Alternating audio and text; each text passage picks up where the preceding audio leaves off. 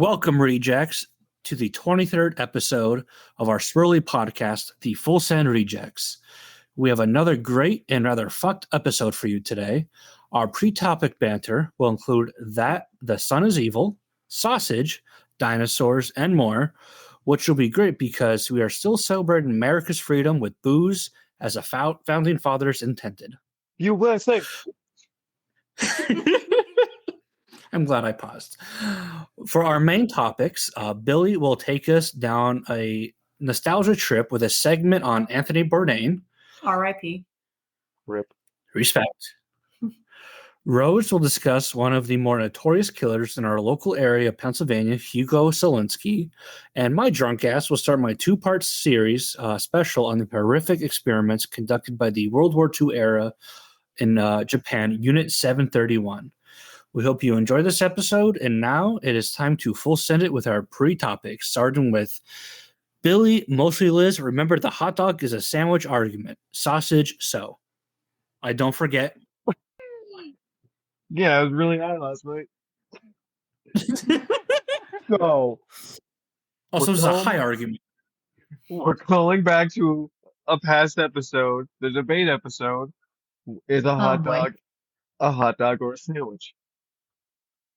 So, we call a sausage on a hoagie roll a sausage sandwich. A hot dog is essentially a sausage. Biggity bam. It's a goddamn No. sandwich. Hot dog and sausage is two different things. They're the same thing. No. Different mixed up of parts. Same thing. They're not the same thing. Don't disrespect sausage like that. If anything else, a hot dog and a sausage is a hoagie, not a sandwich. I feel like a hot dog is a sausage on a keto diet. Like, it's just But- slimmer. Everyone called it a sausage sandwich. Who? I never heard someone call it a sausage sandwich. I just Have heard, you hey, never want some been to the sausage? Bloomsburg Fair? Yeah, sausage, Yeah. peppers, and onions on a hoagie. I only see sausage sandwich. Oh, I see Billy's point. It's a sausage hoagie No, they do say sandwich at the Bloomsburg Fair. because they're Mhm. back ass. Yeah, but they're It's food also trucks. a They're big not the- Jersey thing. Yeah, because Jersey's fucked up. Wait, so Jersey says that they're sandwiches? Well, I don't know. I can't speak for all of New Jersey, but I have seen it pretty, often as a sausage sandwich. Well, Jersey is a bunch of, what's an appropriate way to say they're retarded? Yeah, they're retarded. So Not that. And this is how we get canceled. But like Jersey's Listen. got the Italian hot dog, so like they're doing their own thing. That shit's in pizza bread. It's a totally different thing. well, I'm sitting here with an Italian, so We don't Shout out even to Jimmy call Buff. them. We don't even call them hoagies. We call them heroes. is that- If it's warm, there and it's- goes my hero. oh my goodness. Look at me, it's a sausage. If it's hot and it's a hoagie, it's a hero. That was a gyro. No, a guy That's a Greek thing. that's Greek. Oh, what the fuck's A a hero? hero is a warm. A hero's a Hoagie. fucking the hot stuff. But I don't consider a hot dog a hero. A hot dog is a hot dog. It's a sandwich. All right, well, here's the thing. If you say hot dog and a sausage is the same, when you go to a ball game, are you asking for a hot dog or a sausage?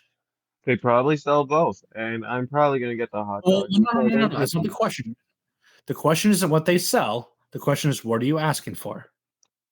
I mean, I'm gonna get a hot dog. Exactly. You're not going to go up there and say, I want a sausage. You're going to say, you want a hot dog. There's a difference. You're Well, not no, gonna ask what for I'm a saying is they're probably gonna have sausage too. Yeah, but that wasn't the question. I'm just saying, because there's a difference between hot dog and sausage when you, at a very important part in our lives, at a baseball game, you're asking for a hot dog, specifically for a hot dog. It's all about the vessel it goes in, though. Sausage becomes a sausage sandwich, therefore a hot dog becomes a hot dog sandwich. But usually, when you look at a menu for most places, a sausage, pepper, and onions is under hoagies. But hoagies are like a special kind of sandwich. And if you Not look wrong. at if you look at sides and hamburgers and others, hot dogs are under hamburgers and others. Not exactly. Usually hot dogs aren't at the kids menu. Yes, but it's not under sandwiches.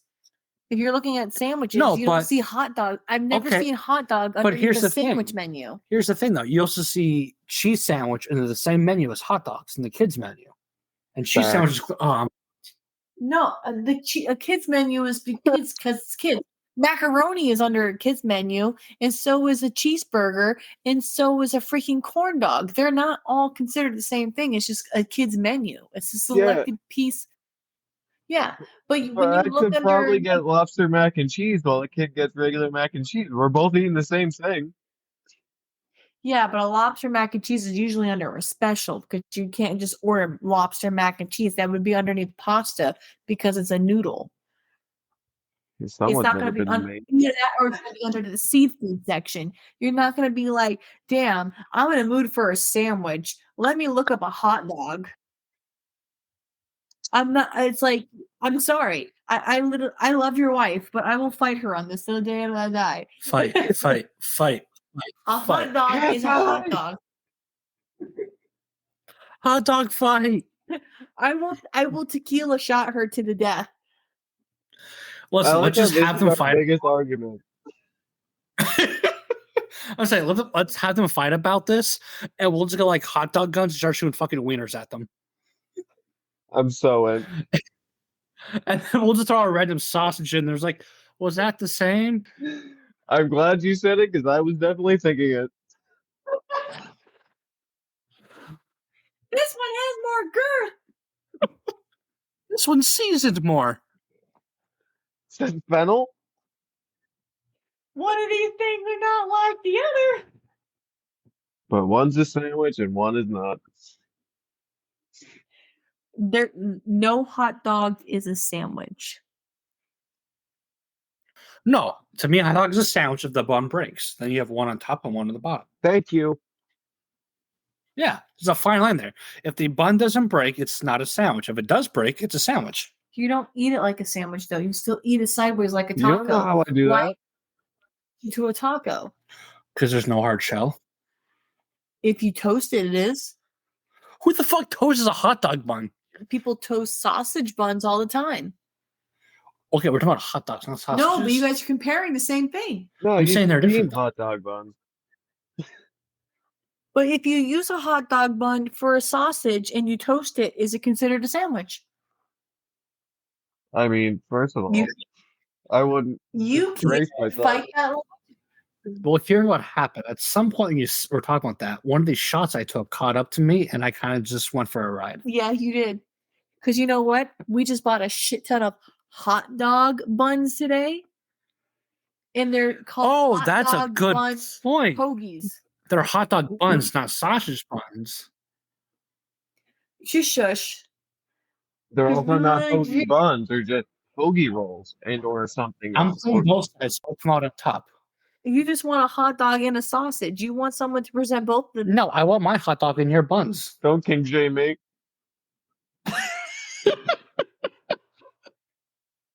I'm gonna look at you in your eyes when you try to put your hot dog in my buns or your sausage in my buns, and I'll be like, "Tell me it's a sandwich."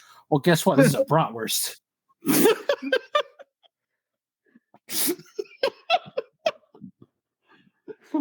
No, because then he's gonna be singing, "There goes my hero."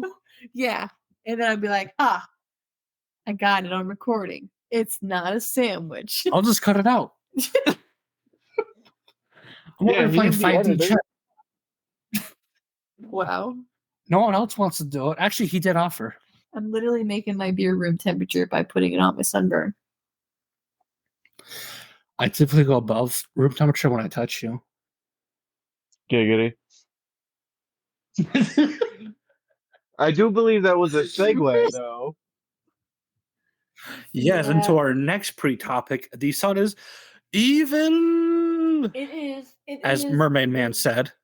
I highly believe that I have sun poisoning. I It's threw up fucking twice free last night. melanoma over It was there. hot.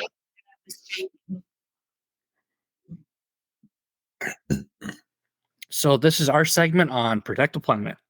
Okay. Both me and you are complete different nationalities, yet we both put on the same Yeah. amount of sunblock. My fine Italian skin did a good job for me. You're not Italian, sir. But I'm saying As we're much as I am, and I completely look different like this. nationalities. Okay, I mean, the three of us can make up a serious white complexion. Yeah. Oh, we're Europe. However, She's my. I put on at least 3 to 4 applications of sunblock, and I have at least second-degree burns.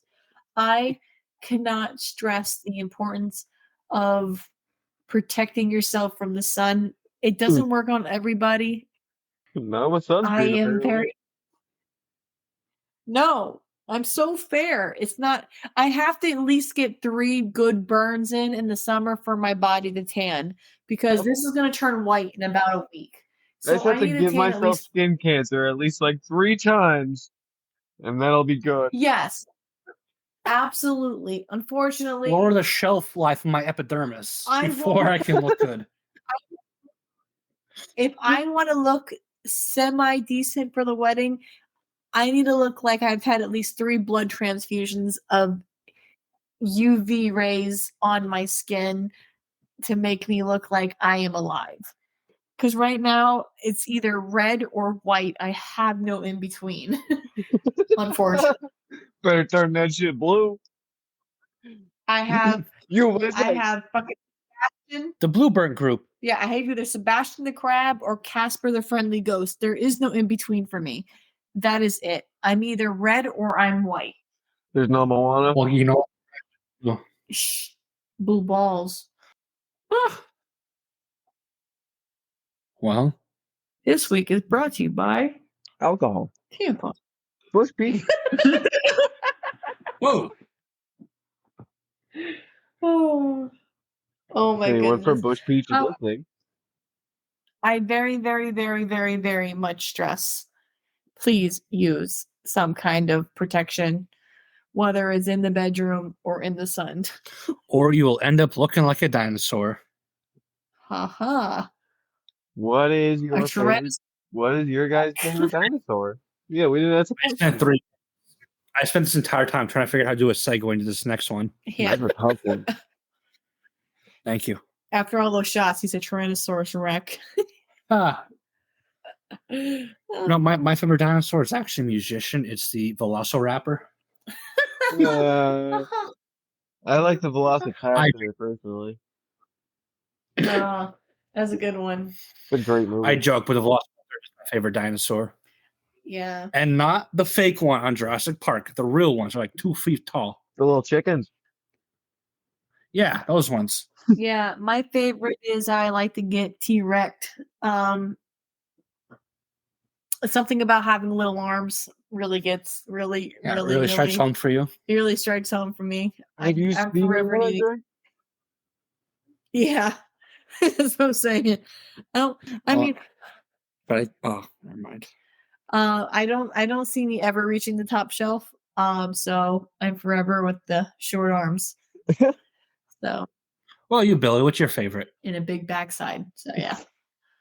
My favorite dinosaur is the Ankylosaurus, actually. I was about to say, if you were going to say, that's no one I really like. It's a giant fucking club for a tail. I respect it. It's an armadillo with a wrecking ball for its ass. Came in like a wrecking ball. Look, I'm a fucking dinosaur. Look, I'm cute. Psych. Yo, if I He's could little. fuck with an armadillo with a wrecking ball on its tail, I'd be so in. He's literally business in the front, party in the back. Yeah. Protect Troy. Those Triceratops, too. We all pick some, like, apex predator. No one picked a little. Ankylosaurus is an apex predator. Okay. No, he's a herbivore. Not. Yeah. But his tail is A wrecking ball. fuck with me and yeah. That means an apex predator. Who you gonna fight? Little arms or a fucking club? Those shits fought T-Rexes all the time. It was in Jurassic World. Keep in mind, it was a T-Rex that hunted the ankylosaurs. Yeah, but how many tiny ankle bites did they have? I don't fucking. I'm not an anthropologist. I want to look at a T-Rex's fucking. Then go look at Dwayne the Rock Johnson's fucking collection. He has a fucking T-Rex, a complete T-Rex. Okay, but I'm pretty sure there's some chips in their goddamn ankle bones. Yeah, I wouldn't doubt. I'm just saying that they hunted. That you're saying apex predator when one hunted the other. As long as they're in the right time frame. Ankylosaurs I'm just also saying. weren't that big. They're like Layla size, but Were they they in got the same time zone? No, they were bigger than It's like- Layla size. it's like I mean, putting- compared to Roscoe to Layla, yeah, you're about right. No, but I'm saying like if you were to attach a machine gun to the back of Layla and Breezy, that would be a modern day ankylosaur. Yeah, I'm cute in the front, but I'm very powerful in the back. There's a chance the T-Rex did hunt it. They're They both in the did. Cretaceous period. I'm trying to see they're in this. Yeah, the T-Rex hunted I everything. didn't know that's what you were looking at.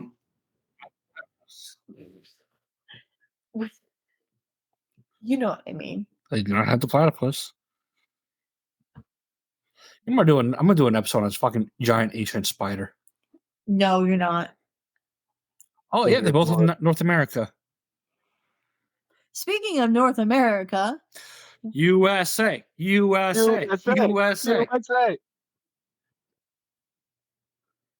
how was everybody's 4th of July? Free as fuck. Take that, Britain. I hung out with a bunch This of was British probably our dudes. tame. This is probably Traitor. our tamest 4th of July ever. Well, there's a water slide to distract us. That was on the 5th of July, but the 4th of July, we can not, I wouldn't say blame our child, but we can thank our child for a modern. You mean moderate? Moderate? No, modern, like laid back and just, it wasn't crazy. We didn't have to go out and spend a shit ton of money on some fireworks. It was some little shit. It was just basic. It was very simple. You played Yu-Gi-Oh! And drank like a man, but without getting completely stupid. You were an adult gentleman with adult children. drank. Yes, it was a very, very moderate day. I We had pounded a couple food, beers we had- with the Brits who are also my bosses. Traitor. Yeah. Oh, not he was doing. He's getting close into them so he can take them from the inside. Yeah. Yeah, Is I'm there just tea? intel. Should have went there with like a red, white, and blue like face tattoo. Oh, the one dude actually loves it over here because of how stupid we are. Wow. We are the world's comedy.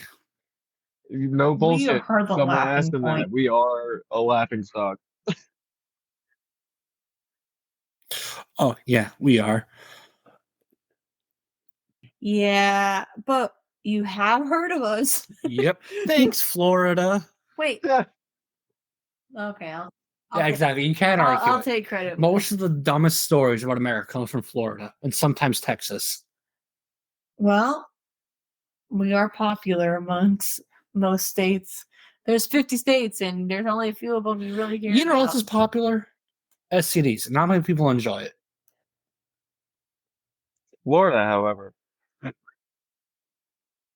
However, they enjoy it. Doesn't mean it's a good thing. No. However, it's fun. Not STDs, but Florida. I got Florida the is clout fun. and I'm giving it to you. Disney's in Florida, sir. It's also in California and Germany where they have In Who the fuck China. wants to go to California? and shit, they have them in China. The China one's probably a lot of fun. No. Their menu is probably the worst. You have to be this communist to ride. Yeah. Would you like rice with that? No, thank you. No, thank you very much. Oh, there it is. How- There's the cancel. Yeah. Not Anthony's joke, but mine. It's always This is me. why we Like, should if they made it this far, we're recording. fucked. I mean, we made it to 23 episodes. Either A, no one cares, B, no one's listening, or C, everybody is just as fucked up as we are. Hey, our numbers are going up. Listen, yeah. Look, your Blame Canada post was our most shared post of all time. So, our listeners, thank you very much, listeners. You're just as fucked up as we are, and we love you for that. That's why we're rejects. Yes, only rejects are listening to other rejects on the fucking podcast, radio, your cellular device, however you're listening to it. We thank you, we love you, and we applaud your fucked up isms. And so Is does that our dog? Oh, that is our. You hear a dog on your end? yes, I can hear the dog.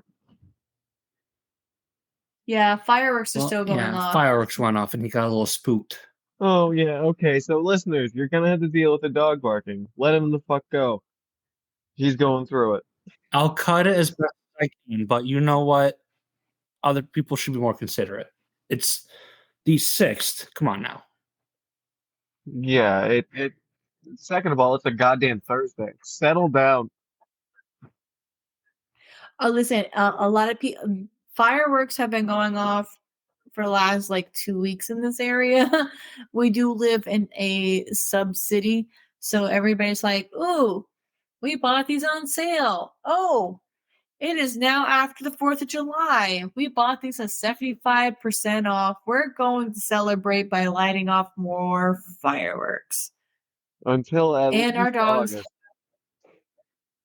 Yeah, right? Yeah. So, yeah. Sorry, our dogs have anxiety. They're allowed. However, yeah, they're allowed. If we can have anxiety, so can they. However, it's much more difficult to prove that your dogs have anxiety than it is for humans. I did. Speaking of humans, I found the perfect place in the Poconos for our pre-wedding bachelorette party. While Anthony's upstairs taking care of the doggies, making sure they're good, I wanted to give a little bit of an insight. Is it pet friendly? We want to do. It is pet friendly. Fuck yeah. There's 2 places we're looking at. One of them is not, and one of them is. However, I'm trying to find one that is. Thank you. Just play tech support. There is a place that's not pet friendly, but it's only about 35 minutes away from the house. So not terrible, but we are looking for one that is more pet friendly. But our pre-wedding bachelorette party, we're looking to host a beer Olympics. You know what we should do? I would record it and make it for the podcast. If you think we're going to be able to get drunk and record an episode at the same time, we've done it before. No, we've seen how that works before. See, Anthony started talking shit way too early. I do not talk shit. So, I'm a great team player and a great sportsman. See, either half my wedding party either won't be there because they live out of state, they're incapacitated in other ways, or they don't drink in general. So, which leaves me with Liz and possibly Yesenia. So I've made it to where it's even. We get our share of friends that we want to invite, and then we flip a coin and we do it old school. We're captains. We pick our you team. Pick your best 3. Whether it's on, you pick. So whether it's on the groomsman side or the bride side, we pick our team, and we have the ultimate beer Olympics. Whether it's what I suggest. You go ahead. I'm going groomsman one side, bridesmaid other side. Groom can pick from the dude side. So you're looking at me and CJ You're still fucked. Liz can drink. See, I told Anthony, but that I know Liz can drink. But I told Anthony if we were to, because he was talking all that shit, I told him if we flip the coin, whoever gets to pick first, I'm picking you automatically because I don't care how small you are. You can drink. Yeah, it's a talent. You can be leaning against keep you up, but you will do it until you'll be the last one standing or leaning or falling over, yet you'll do what you have to do to stay alive. I think the same The last logic thing my applied dad to taught Nikki. me. That girl is the same size as him, and she does not fall down. I've never seen anybody so small drink as much as she did and still be able to drive an hour home afterwards. It's mostly in rejects. Do not excuse me. endorse on time.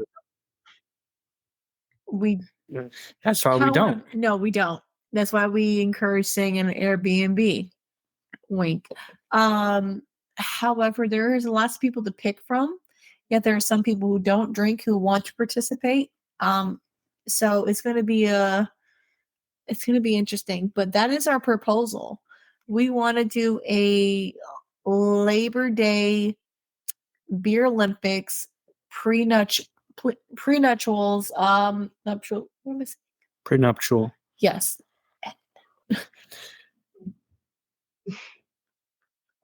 Is it a weekend? Like I could take the day. Yes. But... Okay. It is going to be a weekend. We're going to pick, I'm thinking the week before the wedding. That way everybody has time to, get their stomach back before the 6-hour open bar for the wedding. Before me. Dry out. Yes. Because I have to have. So we'll make it work. Right now we're going to base it off of Anthony's work schedule. If I can get off for Labor Day, then yeah, we're doing Sunday night. If not, Saturday. Yes. Just because Sunday into Monday's cheaper than Saturday into Sunday. And we figured if the places there's 2 places that I saw, we're probably going to be asking at least $50 per person, which is fairly cheap for one night. That will cover everything, including food and beer and everything else. So it's not like we'll be asking anything extra as far as no, that's a very, very fair asking price. Yeah. So our price range and what we're looking for is going to be fairly cheap because having a wedding and attending a wedding and today's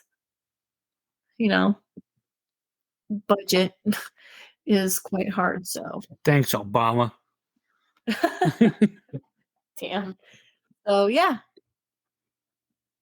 So that's our plan. So I would start. Not that we're promoting drinking, but start drinking. We're promoting drinking. We didn't promote drinking and driving. No drinking and driving. We promote. We promote responsible drinking. Responsible. Yeah. Yeah. So scammers beware. Yeah, this was a thought I had today when I was driving back from my new job. You ever think scammers scam other scammers? Like they're always calling like everyone, but you think ever just call like another scammer place and try and scam them? Would be a bad idea. Yeah, like this struck me. Like, can you stand backwards on stairs? I used to walk up and down stairs backwards, so I was a weird child. Yeah, but is it truly backwards? Because you can go up and down stairs. You can walk backwards, but can you stand backwards? This is why you told me to have 2 dabs? You had 3 mamas. You're gonna break my brain? No. Yeah. The world is a lie. Or it's like a secret like pact among scammers where they don't scam each other. So if someone's calling about your car's extended warranty, What if you say that you are the manufacturer that issued the warranty to be extended? Huh. Oh, Billy opened a new beer. Sure did. That means we're slack-a-lacking. Should we try? Makes you wonder. Should we try and scam scammers? Like next time I get like a scam email, just reply to it, try and scam them. You know, the new ones I'm getting is that I'm eligible for prescription medications. What if I say that I am the manufacturer who distributes the medications? Well, what kind of scams do I have in here? Let's see I here. get Camp Lejeune a See, lot. I get a lot of ones that Yeah, Camp Lejeune. It's a big one. Do you know which ones are big?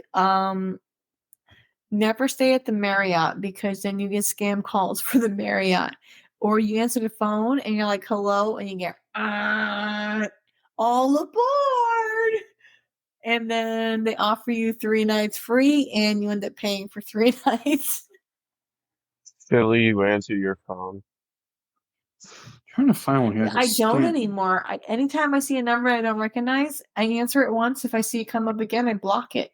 If the number is not in my phone, I'm not touching it. Yep. Unfortunately, If it's important, certain leave things. a voicemail. Yes, but my voicemail is always full. That's how I avoid people leaving me voicemails. You I can't only have vote. one. I have one saved voicemail. Ooh, here we go. Johnson & Johnson to pay $8.9 billion to settle talc cancer claims. Wait, didn't we talk about that in an episode before? I think. I said think so. Johnson & Johnson's terrible. Yeah, we were talking about the COVID vaccine. This message was sent from a trusted sender, Consumer Claim Aid. We were also talking about Johnson & Johnson baby shampoo and products because you're saying they were terrible. That And sounds that a lot right. of people were. Yeah.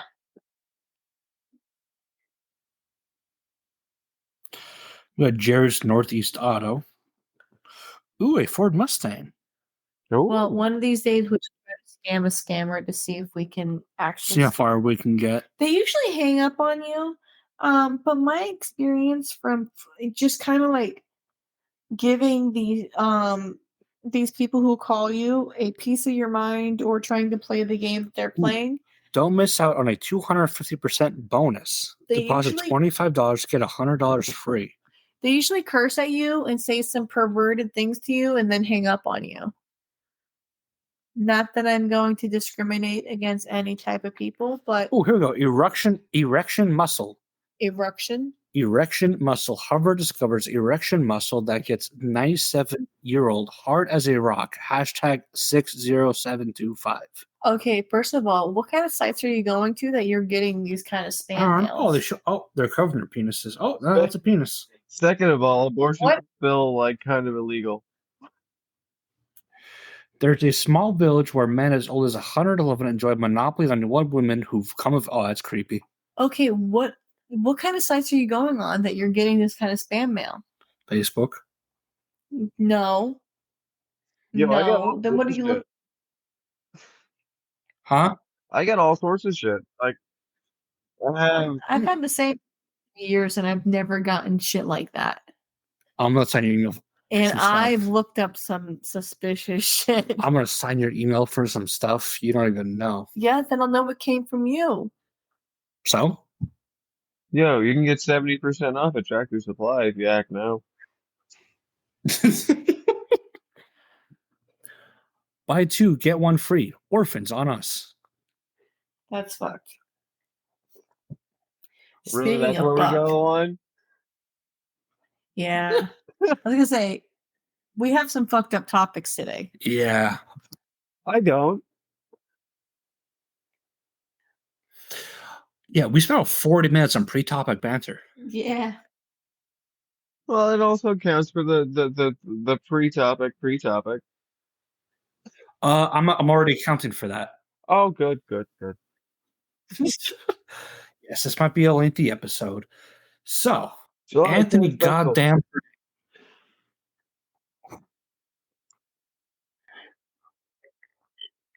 Sorry, I had to fix my computer. Okay, Anthony goddamn Bourdain. Your body is not a temple. It's an amusement park. Enjoy the ride. Anthony Bourdain had a million amazing quotes, but I resonate with this one the most. Bourdain gave the oh fuck. Bourdain gave the world a giant middle finger when he was expected to conform to the definition of normal. He is a huge inspiration to many who want the most out of life and advocated for everybody to travel, try new food, and immerse themselves in a different culture of the world.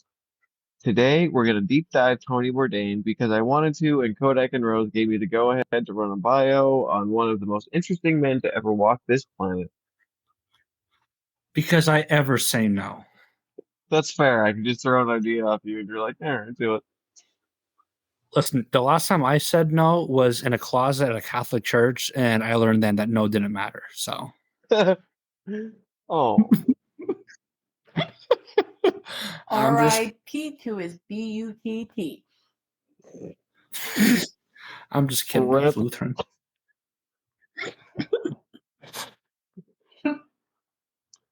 Born on June 25th, 1956, Anthony Michael Bourdain was born in Manhattan to mother Gladys and Pierre Bourdain. Obviously, his father was, French. His father was also a Catholic, while his mother was Jewish.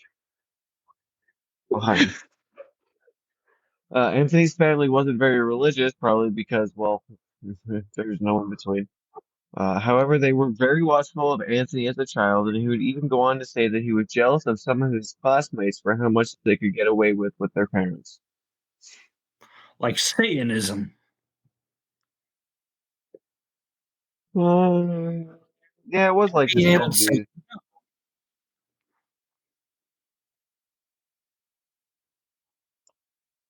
70s. The Bourdains would soon move to New Jersey. There it is. Where Anthony would graduate from Dwight Englewood School.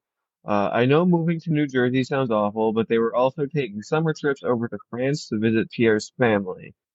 While in That's even France, worse. well, I could take France. No, I couldn't take France. While in France, Anthony would say his love of food began when he tried oysters on a fishing boat. my love of food happened when Taco Bell came out with the volcano taco, Yo, it's back. or when I found Tony's for the first time. Tony's is a life-changing experience. Tony Bourdain. How? I lost my mind. Circle. I'll find it in a minute. Tony would go on to Vassar while he was working at seafood restaurants to make ends meet. This time was where he had decided he wanted to be a chef as a career and would officially drop out of Vassar after 2 years. After Vassar, he would go on to study at the Culinary Institute of America, where he graduated in 1978. Another life lesson that you should just drop out of college. I mean, follow your dreams there too, I guess.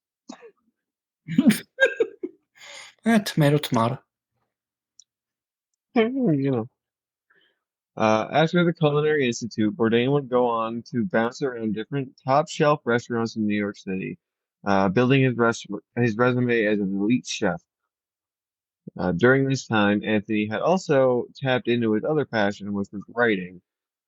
Somewhere in the mid 80s, he had started to send unsolicited articles to C&D magazine.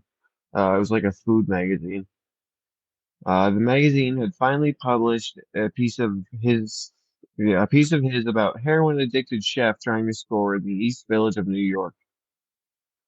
Because of this, Anthony would get a hefty advance from a publishing company, Random House. Bourdain's debut book, a culinary mystery novel, Bone in the Throat, hadn't done that great in sales. To follow it up, he wrote another culinary mystery, Gone Bamboo, which, guess what, didn't do that great either.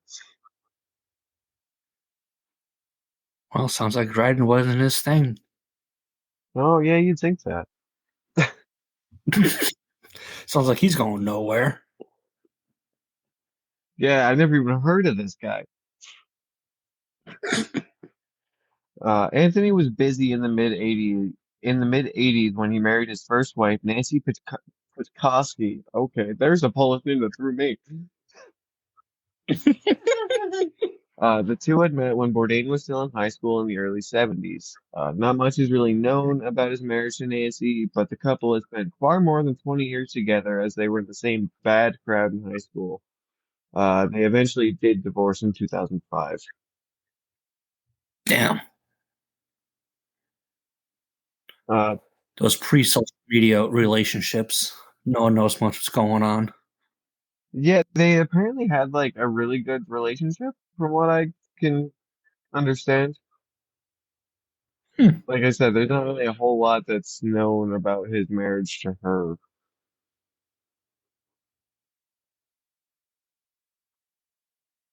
Tony had gotten clean from heroin and heavy drugs, and by 1998, he was the executive chef for Brasserie, oh, Brasserie La Halle in New York. There it is. Nice. Throughout this time, he was still sending unsolicited articles to more magazines and editorials. The New Yorker picked up a piece he had written in 1999 titled "Don't Eat Before Reading This," which exposed the dark side of working in a kitchen atmosphere. Because of the success of this article, Bourdain went on to be a New York Times bestseller with a follow-up titled Kitchen Confidential: Adventures in the Culinary Underbelly in the year 2000. He just can't write mystery novels. Hmm.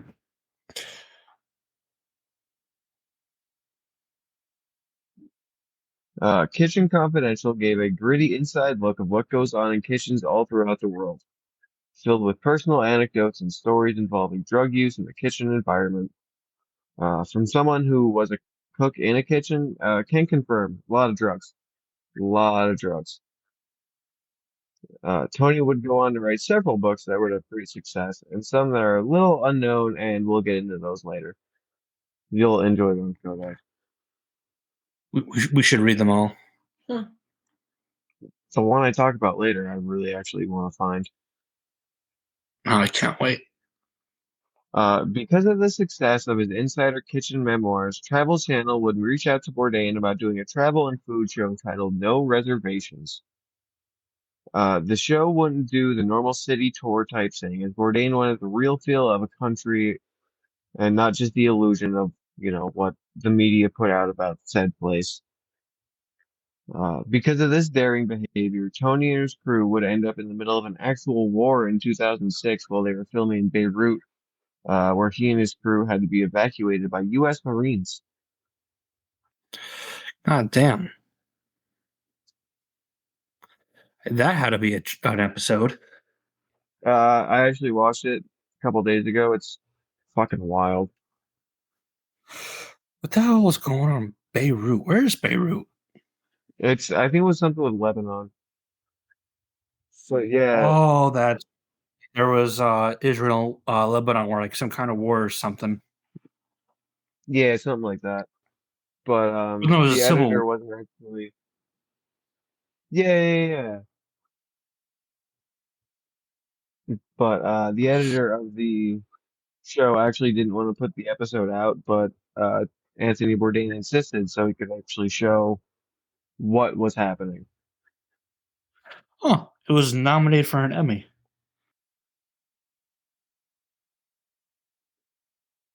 Hmm. Yeah, that like I said, the episode was fucking crazy. I know what I'm gonna watch soon. In 2007, Anthony would marry Atavia Busia, a mixed martial artist. The couple welcomed a daughter. Uh, I misspelled her name. It's Eileen. In 2007. The traveling for no reservation put a serious strain on the relationship. However, they stayed together until 2016. According to Octavia in a later interview, the couple were together, but not really together. It's kind of the stay together for the kids thing. The Hmm. two did begin sharing a passion shortly before their inevitable split, when Anthony started competing in jiu-jitsu tournaments. under the tutelage of Batavia. Tony took jujitsu very, very seriously and even quit his two-pack a day habit for a little bit. He got back on. Right, so he was smoking 2 packs a day. Yeah, like for a while. Ooh, ooh, oh, that's rough. Yeah, I don't even smoke 2 packs a day.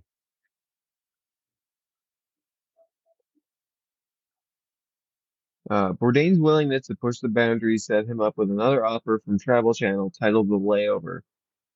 I feel the title is kind of explanatory, but the show was basically Tony and his crew exploring whatever city they had to spend the night layover in for their flight to their other show. Sounds like he's starting to become an actor. Yeah, like I think he filmed for like 260 straight days at one point. Jesus Christ. When the layover had concluded in 2013, CNN approached Anthony and his crew for a new show detailing not only the food of a country, but getting to know the culture with a more in-depth point of view. Barack Obama was actually gracious enough to join Tony for an episode in Vietnam, sharing a beer and local cuisine. So Obama drinks. Just saying. A more famous episode details tentacle porn in Japan because he had felt he had already covered them pretty well and wanted to highlight something different about the country. Yeah, I saw that episode on Pornhub. Do you know why tentacles became a thing? You know, I actually did a report on this in high school, and I forget. It's because they can't show penises in Japanese Oh, porn videos, so they huh. use tentacles. Yes, it was a good Well, episode. when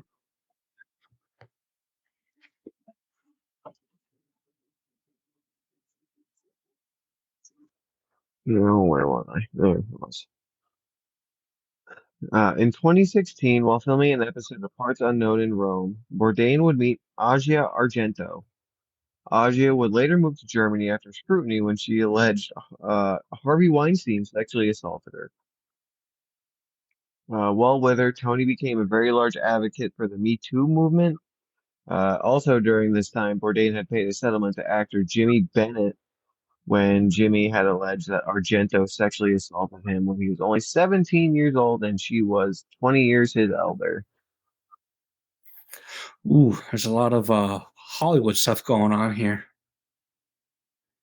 Yeah, there's a lot of kind of statutory rape. Hmm. Oh, no, it's sad. Wait. In 2018, while filming an episode of Parts Unknown in Strasbourg with longtime friend Eric Rippert, Rippert had become concerned when Anthony had missed dinner the night before and breakfast in the morning. Rippert had gone to check on Anthony and he found his friend hanging in his room in the Le Chambord Hotel. There was no signs of a struggle and also no note. Rippert believes this was an impulsive act of Anthony. He was only 61 years old. Rip. Several. Hmm? She was laughing. Oh. Oh. He said the friend was Ripper. Oh, I didn't realize I did that. Several tributes and memorials were held for Bourdain, including the last unfinished episodes of Parts Unknown, which were tweaked with new footage of Anthony's friends for the scenes that were not complete.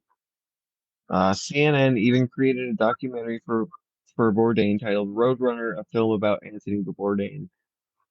They probably could have workshopped that title a little. The film debuted in 2021, and it's very good, even if now you know a good chunk about him. I feel like I just listened to all the documentary that I needed. Yeah, I got the big stuff. Anthony Bourdain lived a life that most of us would be enviable of. Aside from the heroin and coke addiction in the 80s, it seemed pretty astounding. Thanks to his equal love of food and writing, he was able to travel the world sampling local dishes while immersing himself in the culinary culture of the country he may have been in that week. Because of Anthony, hundreds of people were able to have their stories seen through his many television shows and his memoirs. Anthony didn't just stick to normal life, though. He penned a few graphic novels for none other than DC Comics. There it is, Kodack. Yay! Bourdain. Here he comes with the travel channel, and he's gonna eat some local food. Bourdain. Is Go it ahead. I'm done. Spider-Man? There's no, I think it's Batman from the old '60s. Oh, okay, okay. It sounded the Bourdain kind of sounded a little. Here comes Spider-Man. No, I think it's from the Adam West Batman. Great I Scott, think. Robin. Along with Joel Rose, he had helped bring graphic novels Get Hero and Get Hero Blood and Sushi. The duo would then follow it up with another graphic novel titled Hungry Ghost, which sounds like something I'd really like to find. So if you guys see it, let me know. Well, you know what? As you finish up here, I'm gonna look on the DC. They have an app for all their comics. Well, Oh, most you're of them. right. I'm gonna see if it.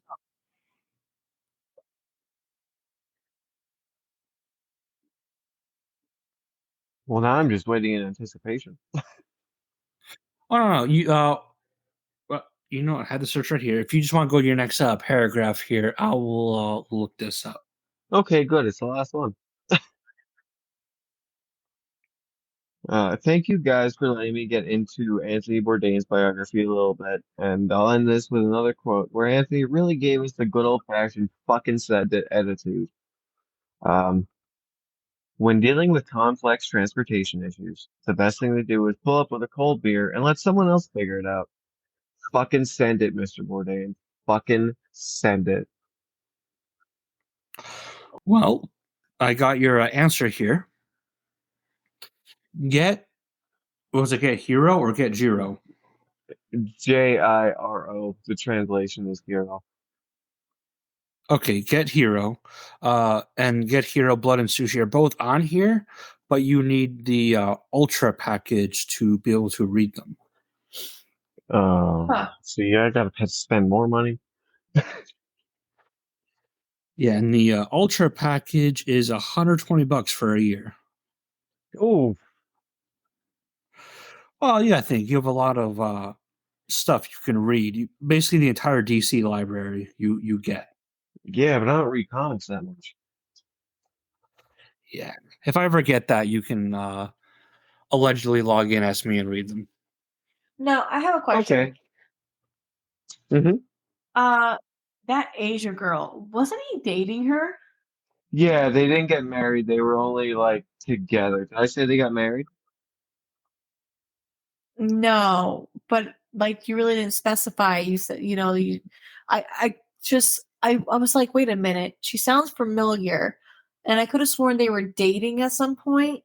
You said that they Yeah. met, and he was an advocate on the Me Too movement, and you only touched based on her a little bit, but I feel like she's a big part of that story. Yeah, I feel like especially after the where he paid the dude off, that probably hung a little heavy on him. Okay, because I'm like, wait a minute. I just want to make sure. I want to make sure my facts are straight on that. I was like, wait a minute. I feel like she had a bigger part in this to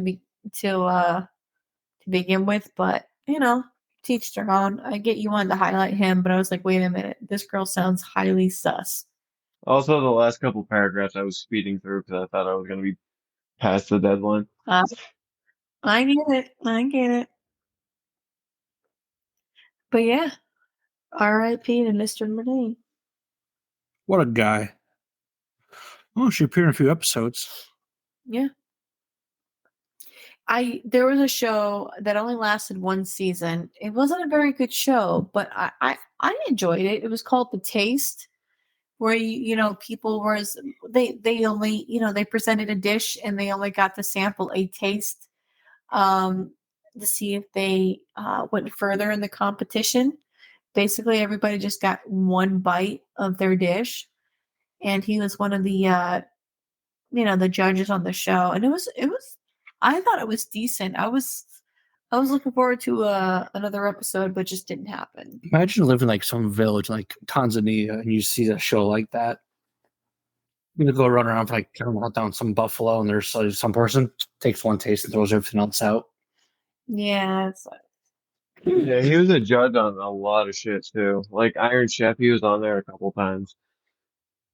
yeah, he was definitely big in the Culinary Institute, There's definitely a especially lot I skipped over.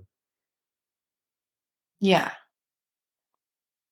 But unfortunately, like everybody else, if people don't know you while you're alive, they definitely know who you are when you're dead.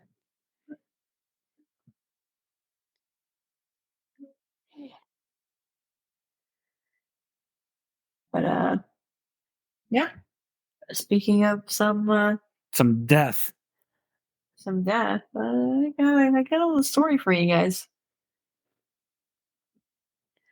Hugo Selenski.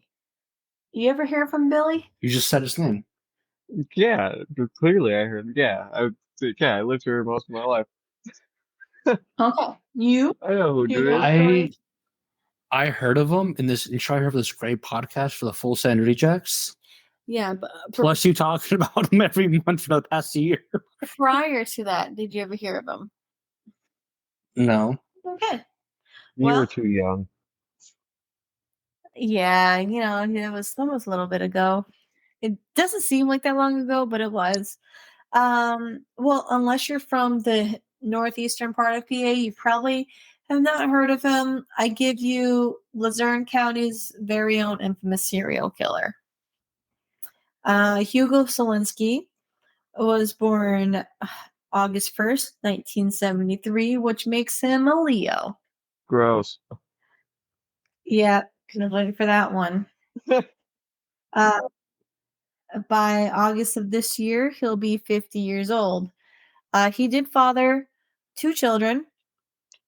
Rachel McEwen, who is deceased, she died a couple of years ago in a car accident in the Scranton area. And Jamie Barta, who still resides in Luzerne County. He was approximately 5'8" in height, and his nationality, all sources say American, but Zelensky sounds a little Polak to me. Proud to be a Polak, or at least I know I can kill. Yeah, Zelensky is a really big Polak name. They couldn't ID me Well, because I his couldn't say my parents last were name. yeah. His parents were Ruth Ann Selensky and Ronald Selensky. He had three siblings that were known of. He was born in Sioux, It's Sue. Sioux City. I was going to say City, Iowa. Selensky was in a broken home. At the age of 5, his parents, Robert and Ruth Friend, divorced. His mother moved, and they came to the Wyoming Valley area. A second chance was given to Hugo when his mother met his new father, Ron Selensky, who adopted Hugo and his two sisters at the time. Ron offered a stability. He offered some kind of sense of stability, a good home to them in Dallas, PA, which in retrospect is about 25 minutes from our house here in Pittston. Him and Ruth had 4 more children following the adoption of Hugo and his sisters, and everything seemed happy and well adjusted for everybody for the most part. Soon after that, Hugo had 4 car thefts underneath his belt, several DUIs, and charges of driving with a suspended license. Throughout high school, he only carried a 1.5 grade point average, and he graduated at the bottom of his class. A 1.5 is terrible. Yeah, that's just Dude, above I'd a have D. better than that. Yeah. That's insane. Like, he just didn't give a shit. He was just there for participation points at that point in time. What's Joni's Ron GPA? and Hugo. I thought it, but I didn't want to say. I thought it too. Wasn't but like a it was- 1.49. It was 1.49. Oh, Joe. I love you, Joe. I didn't do it. However, Ron and Hugo clashed often at this point. However, his mother always stood by his side. Up until her son went to prison in 1994 for a bank robbery. It was a little bit more that she can bear. She soon died of cancer after that, and Ron blamed Hugo for her decline, at least partially, because she couldn't bear to see her firstborn son in a prison jumpsuit. I guess orange didn't look good on him. No, I guess not. If only it However, really is in his Hugo eyes. did try. Hugo did try. He had plans for a better future. He enlisted in hopes of being a Marine, but injuries from a motorcycle accident kind of derailed him. He never made it through boot camp. He then tried to, keep himself busy after that, had a few jobs, but none of them were kept for very long. At this point in time, he was addicted to alcohol. He had a cocaine addiction. He entered a like a rehab center multiple times in the Wyoming Valley area. But by 1994, at this point, he had fathered his second child, Jamie, with then Carrie Bartow. I worked with Jamie. She was, you could tell she was troubled. She, it was very. She has a tattoo on her arm. You can tell she loves her father. She was proud to say who her father was and constantly advocated for him, obviously. She had a lot of troubles of her own. I'm just going to leave it at that. I would In imagine. 1994, Mrs. Bartow. Huh? I would imagine there's some shit going on. What was it? Yeah, I mean, your father's in jail for doing the shit that he did. I don't know if I'd be okay in a sense. Yeah, definitely not. You know what I stable. mean? Like, that's a lot of burden. I did, there's some research on both of his children. Both of them had issues with either domestic abuse or some kind of drug use. It's just there's a lot of things, and I didn't get too far into the children because I wanted to make the episode just clearly about him. But both of them were troubled. Like I said, Rachel died in a car accident a few years ago. And they crashed not too far from the Scranton exit, coming home from a club. There was high doses of a lot of things in their system, including alcohol and other things. We don't condone So drinking and driving. a lot of people were. She had a huge memorial service. She was known. She was also, Jamie really wasn't, she was like behind the scenes. Like, she was the daughter that her mom sheltered her from a lot, but Rachel was up front and center through everything her dads went through. However, in 1994, Miss Bartow's cousin, Kim Stroud, was dating a very successful young pharmacist known as Michael Jason Kurowski, right? Kurowski? Kurkowski. Where are you? Kurkowski. Listen, I'm not really good at these Polish names. Kurkowski. Kurkowski. In 1994, Hugo and another man, Earl Nagel, robbed a melon bank in Plains Township, which was only Right down the street. 10 minutes, not even 10 minutes down the street, using a semi-automatic weapon. It might have been a big score, but a paint cartridge the bank teller slipped into the money bag exploded, which covered all the bills with red dye. FBI raided the two homes, and it didn't take too long to find out who done it. Your fingers are red, the bills are red. Scooby Gang on the case again. Oh, yeah. It wasn't quite a mystery there. He pleaded guilty to the charges and was sentenced to 82 months in federal prison. He also then admitted to the police that he had been involved in transporting cocaine from the Philadelphia area, which is not surprising because Eagle fans suck. They probably were fucking asking. You're just gonna give that info up? Probably just because at that point, lesser, you plead out and you give information. You get a lesser sentence. Yeah, it's kind of like, oh shit, I'm in trouble. Well, let me tell you something else I've been doing just to kind of give out a bigger person than me. So at that point, he was just trying to save his own ass. By June of 1995, he was stabbed 3 times and assaulted by 3 inmates. He was then transferred to the FCI Fairton, New Jersey facility where he assaulted a corrections officer. Yeah, well, say lobby. There he tried to become a dirty white boy, which is a prison gang. Members are not, they're all white, but they're not necessarily white supremacists. They mainly just dealt drugs within the facility, So inside and outside. That dude who hangs out in front of Turkey Hill. Okay. Yeah. They're related. He was then released in January of 2001. He started dating a woman named Mrs. Storm. She owned her own house in Luzerne. She had 6 acres of property, and the two of them moved in there in May of 2002. This is around the same time that Michael Kurkowski.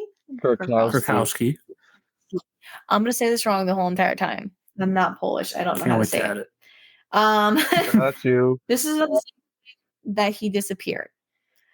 He had then just pleaded guilty to federal charges related to some illegal sales of prescription drugs that Mr. Selenski, who the pharmacist described to be his best friend, he was hanging around at Mike's trial. Shortly after the estranged husband of Mrs. Kurowski disappeared, she said that she found it. Whatever it is, all right. The pharmacist's wife said that she found a check for $5,000 payable to Hugo written underneath the pharmacy's account. At this time, law enforcement just believed that the crooked pharmacist skipped town and it was just a coincidence. While Michael was missing, Selenski went to the home of the pharmacist's father 3 times. He then told his father that he was in contact with him and that he was a fugitive and he needed money. Mike's dad twice gave him increments of $30,000. When Hugo came back for more money in October of 2002, his father demanded to speak to his son before handing over another $40,000, which obviously didn't happen. In March, the police arrested Selenski on suspicion of drunk driving. At that point, he allegedly kicked out the back window of the police cruiser during his arrest. He had also been charged with passing a bad check for $200 at a supermarket nearby in Dallas. And he also got busted for driving with a suspended license. I totally remember the back window. Yeah, this guy was when you're bad, you're bad. That following June, Selenski's sister was just graduating from nursing school, and there was a huge party being held. Around noon, the crew was putting together the tent for the party when a dozen state and Kingston police officer cruisers barreled through the driveway. The party was then over. Less than 4 hours later, the bodies of the pharmacist and Mrs. Fawcett were pulled from the soil near a burn pit where the remains of at least 3 other people were found about 4 days later. When Hugo was arrested, another man, Patrick Russin, was reported to be in the house during the time of the arrest. Mrs. Bartow had been living there with Hugo at that time, and Mr. Russin was in prison for federal weapon charges. They both sat in county with a hefty fine of $300,000 bail. Hugo Selenski then refused all media requests for interviews. At that point in time, on June 11th, the hearing was suspended driving with a suspended license. He had then smiled at a reporter, saying he had no acknowledgement of any people of those 5 people in the backyard and how they were buried. Selenski, already serving a long prison sentence for unrelated robbery charges, was now facing a potential death sentence after the jury concluded that he killed the couple during the 2002 robbery and buried their bodies at the house. That's the charges that he was arrested on. But during his jail time in 2023, he escaped from prison. This was a huge story. Mm-hmm. He escaped from using rope from his bed sheets and escaped. He was on the run for at least 3 days before turning himself in. This gave me very Bundy-like vibes, because Bundy did almost the same thing, except he jumped out of a window and decided to run. So Ted Bundy had a positive impact on somebody. No, Ted Bundy was very, very intelligent. He's like, you know what? I'm going to take care of my own case. I'm going to sit in here and go over things. And he decided to jump out a window. He had a This lot of man tied impact on a lot of people. That's how the Zac Efron movie. Yeah. But this man tied bed sheets, all right, in this very county, tied bed sheets together and just got out, escaped, and he was gone for 3 days before he turned himself in. All You right. live in a Not the county with a murderer. Yeah. The jury reached their verdict after deliberating for 2 days. They convicted him of 8 of 10 counts, including first-degree murder, robbery, and the question was either they sentence him to death or they give him life in prison without parole. All the prosecutors and defense lawyers on this case were underneath a gag order. They weren't able to comment on the verdict. So it's one of those things to where it was very highly publicized on the media. It was all over the place to where no one could say anything for like 2 whole days, that the people in this county kind of just held their breath. Yeah, the press had nothing. It was wild. Yeah. In 2006, a jury acquitted him of one homicide, and they were deadlocked for another. He was convicted of abusing the men's corpses, but that was it. After the verdict, the authorities immediately charged him with killing the pharmacist and Miss Fawcett. The fact that he was acquitted and got away with another one, he thought he got away with everything. But So he they're was like, nope. abusing men's corpses? There was it was so weird, because I was reading multiple articles on this. When their bodies was found, there was like they were like tampered with, and there was just very weird findings on the body. So at that point in time, Did he kiss him? there was just they wanted to say that there was abuse on the corpses, so they really couldn't have. They were reaching at this point because there was no proof. He kind of turned them into corpses. So that's kind of abuse of a corpse right there. But if they were on this property, they had no proof of the fact that he did it. So they had to do something. Yeah, but if you beat the shit out of a dead guy, that's abuse of a corpse. That's a whole other crime. Yes. Yeah. It's like, let me make sure he's dead by beating the shit out of him. But however, after the verdict, they immediately filed charges for killing both of these people. I can't say his name, so I'm going to say the pharmacist. Earlier, he had pled guilty to running a prescription drug ring, which netted at least $500,000. He was about to be sentenced when him and Miss Fawcett were reported missing in May of 2002. So this Fawcett lady was in the midst of all of this. They were about to be put under the thumb of the law, and all of a sudden both of them disappeared just like that. Convenient. Coincidence? I think, yeah, I don't think so. Perhaps it was a suicide pact thing. Maybe. And they just like, you know what? We're just going to bury ourselves in our good best friend's backyard. Yeah. You can't call the cemetery. You dig a hole, I dig. Yeah, you dig a hole, I dig another. We beat the shit out of each other, and we just slowly just bury each other in a shallow grave. We take a nice nap. It'll be fun. Yeah, they'll find us sooner or later. We'll just take a nap until then. The defense wanted the jury to believe that Selenski was framed by another man, a Paul Weekly, who led the police to the bodies in the first place in Selenski's backyard. Weekly then later pled guilty in federal court, testified against Selenski to avoid the death penalty, and he asked for them to reduce his sentence just because he cooperated in his trial. The fifth body was discovered on Selenski's property, but was never publicly identified. So there was 5 bodies in total found on the property. Hugo was sentenced to life in prison in February 2015 on all charges of these bodies. He was a fucked up man from the beginning.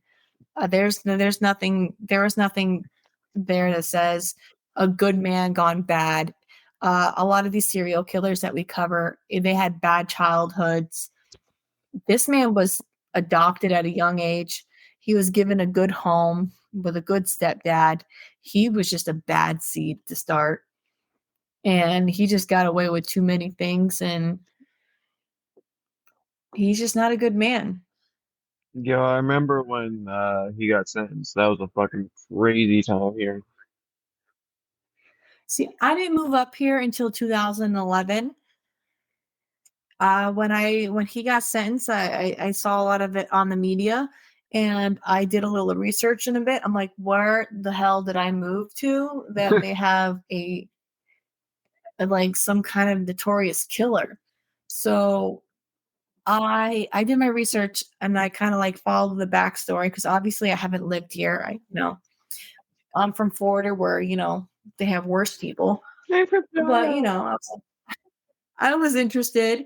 And then when I met Jamie and she came to work with us, I had no idea who this girl was. I didn't relate to her last name. It wasn't until I saw the tattoo on her arm, and then I'm like, wait a minute, why does that name sound familiar? Things just got crazy, and there was a Discovery Channel, like a Discovery thing on ID Network. their family. Yeah.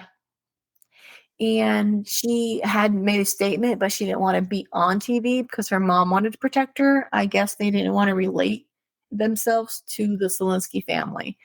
But there's a lot of crazy shit in the background. A lot of people still believe that he was a part of it, but he's not the one who actually did it. There's a lot of supporters from him. However, yeah, he was very charming. I was reading a lot of things. People who've met him, drank with him within bars. They said he was so calm, cool, collected. He was very flirtatious, and people thought he was handsome and he was charming. And no one can believe that someone that they drank with next to for years was capable of killing another person. I had that thought a lot in bars. I'm like, one of you might probably be a serial killer. Yeah. But, I hope you guys enjoyed it. Luzerne County's own little infamous killer, just 20 minutes away from us. There's no joy in this next topic. Yeah, I think we're just slowly getting more fucked. No, this might be one of the more fucked ones yet. Yeah, we we're went going from down a dark road. suicide.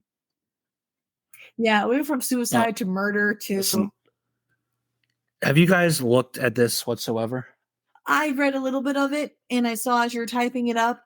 It's not nice. No. It's not. Billy, did you look this up at all? No. You told me what it was, and I'm like, oh, good. Let's see where this goes. All right, so Unit 731, which is my main topic this week. It's an infamous Japanese unit during World War II, a covert biological and chemical warfare research station for the Imperial Japanese Army. Like I said, during World War II, human experimentation led to the deaths of between 200 to 300,000 people, along with a survival rate of 0%.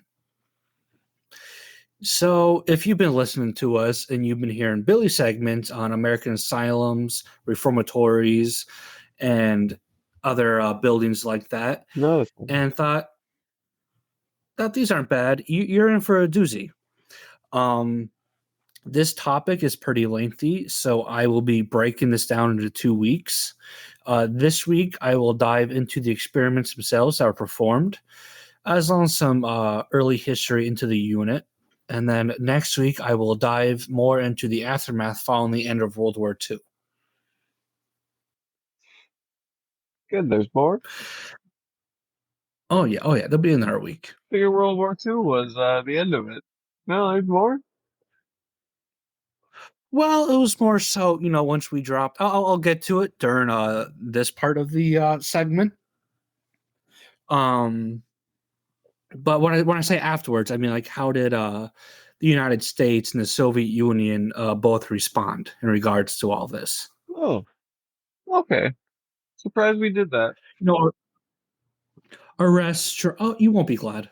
Yeah, I figured. Spoiler alert. We kind of made a deal with them, and anyone we took in, we just took information and let them go free. Oh, good. Okay. Yeah, but Okay. yeah, more information next week. But first, how did this unit form? Japan basically wanted to have a biological and chemical warfare research station due to the Geneva Convention, which was signed in 1925, that banned such weapons. And Japan basically thought that this meant that these weapons were effective and essential. Basically, the same concept of like a child wanting to watch an R-rated movie because the R makes them think it's cool. Just in a more lethal sense. Yeah, this thing could wipe out most of humanity. It's fine.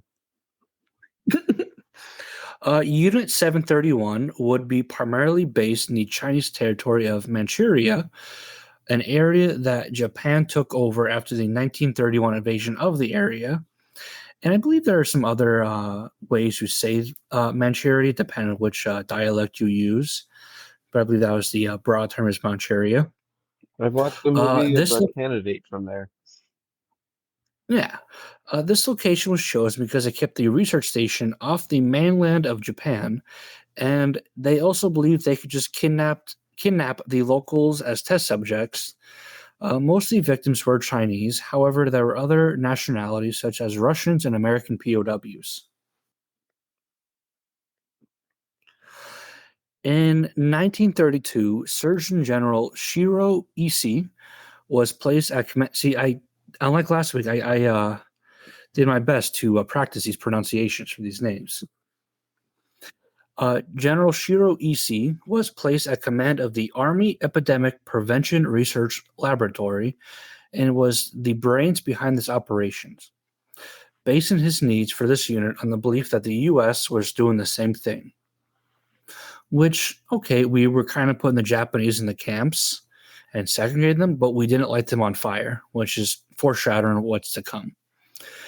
So at this point, 731's precursor, Unit Togo, was formed. Oh, why do I know that name? Okay, he was a major figure in the Japanese military back then and No, I know played a pivotal Togo. part. Oh, okay, Togo, yeah. I would say that guy, he played a part in forming the plans for Pearl Harbor. Oh, yeah, fuckface. Yep. These are not great people, as we'll find out.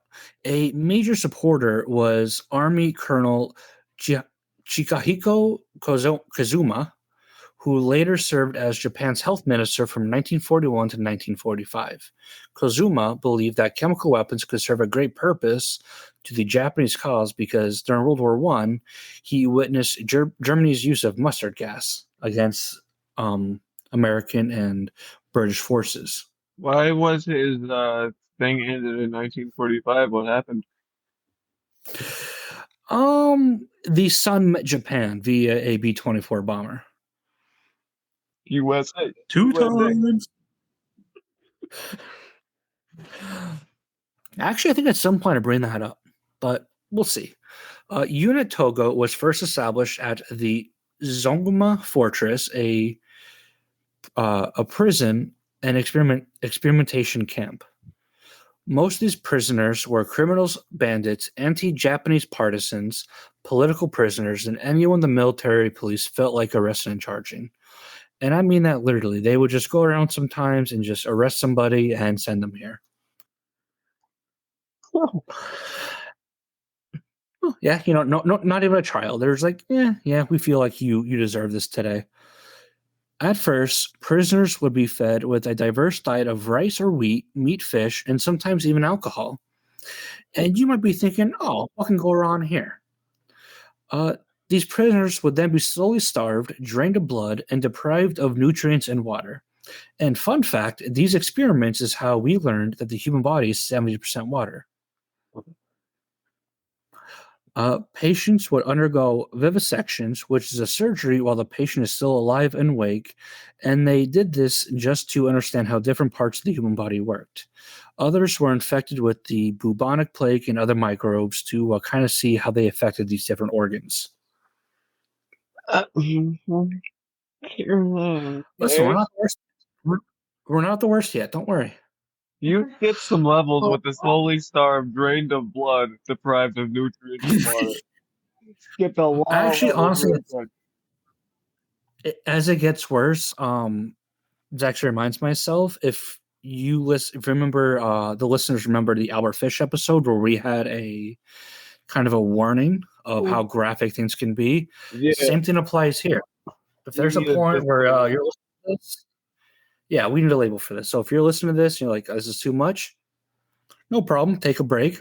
If you don't come back to this, we appreciate you listening to this. I mean, we got through our first two subjects, so we appreciate you listening. But yeah, there's a heavy graphic and trigger warning ahead. You gave us a shot, so thanks. Yeah. The fortress would be shut down in 1935 after a prison break and an explosion that was rumored to be sabotage occurred. However, Issei was granted funds to expand his operation with a much larger facility, giving birth to Unit 731. Oh. It gets worse. In 1936, Emperor Hirohito, and I'm sure Billy, that's a name you recognize. He was emperor through the whole World War II. Boy, do I. He issued a formal decree granting the formation of Unit 731, also known as the Epidemic Prevention and Water Purification Department of the Kuomintang Army. The Prince of Japan would tour the facility and noted how the Chinese civilians were marched into chemical gas facilities to be executed, akin to German concentration camps. So you're going to tell me it's an epidemic prevention center and a water purification department at the same time? That's how they said it, yeah. And they were running these gas. Yep, and they were running these gas camps before Germany did. So, fun fact about that. It's like a suicide one-stop shop. Actually, I forgot to put these in my notes, but this is where the Nazis got the idea from. Yeah, it sounds right. Bastard. I forget who was like the second in command of the Nazis. Himmler? Himmler, yeah, he visited Japan during this time and took some notes. Oh, yeah. That's how I know Togo. Yep, there we go. Come full circle. Now, before I get into the meat of the experiments, I would like to point out that Unit 731 was not the only facility being ran like this, as Japan opened up several other facilities across China, and they even had a facility in Tokyo. Maybe later down the road, I'll do some segments based on them, but Unit 731 was the largest and the most notorious. It's the Most Auschwitz of fucked. Japan. Oh yeah, this place makes Auschwitz looks like Bible camp. We don't believe in that. As I said, there was a 0% survival rate among test subjects. Pretty good odds. Now, yeah, test subjects were collected from the local population and were often referred to as logs, as local authorities were told that this served as a lumber mill. However, doctors and guards would also joke and ask how many logs fell today. Victims' bodies would often be sent to the incinerator following their deaths. Researchers in Unit 731 would often publish their work in scientific journals under the guise that they performed these tests on monkeys. So keep in mind, this is before World War II broke out. There's actual scientific studies going out from here, and they said that these were on monkeys and not on actual people.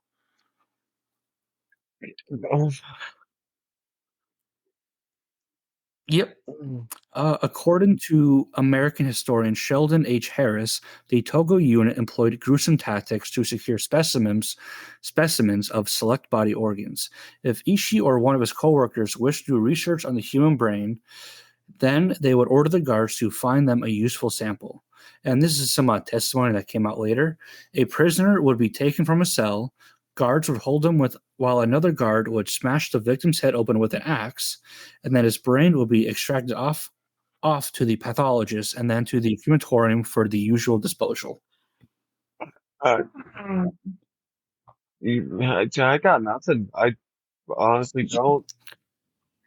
Listen, I got nothing while I was typing this. Okay, I only did this because we all know about the Nazis, but we don't really understand like the full effect of what Japan was doing. Yeah, Japan was doing some pretty fucked up shit. Yeah. A retired professor who studied at Kyoto University at the time, he would later be a renowned professor and a retired medical professional. Now, he never partook in these experiments. He was just at the university and saw some video footage. He testified that some of the experiments had nothing to do with advancing the capability of germ warfare or of medicine. There is such a thing of professional curiosity. What would happen if we did such and such? What medical purpose was served by performing and studying beheadings? Not at all. That was just playing around. Professional people too like to play. And that was his full quote. So he was just kind of hanging out while people were bashing other people's brains in. No, when he was attending university, the professors showed footage from Unit 731, and he later testified during trials post the war, and like they were just showing these videos to future doctors. Okay, yeah, I get it now. Yeah. Tens of thousands of men, women, children, and infants were subject to vivisection, mostly without anesthesia, and would usually kill the patient.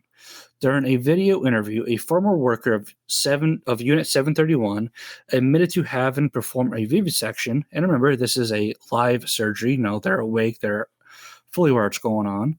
Performed one on a pregnant woman. Yep.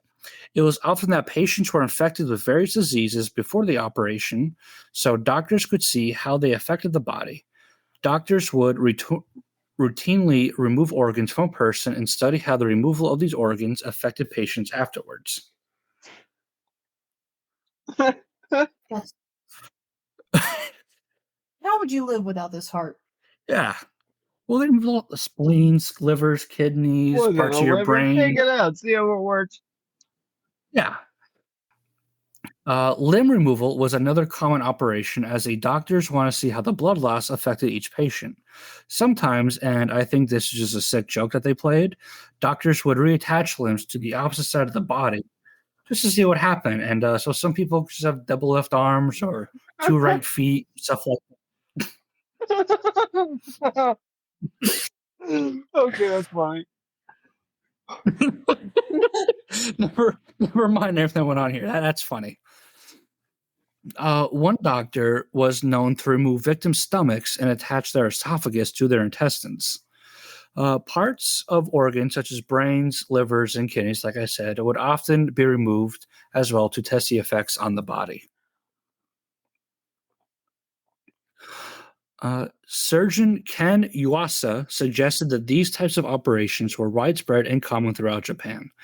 He believed over 1,000 Japanese doctors were involved in these types of operations.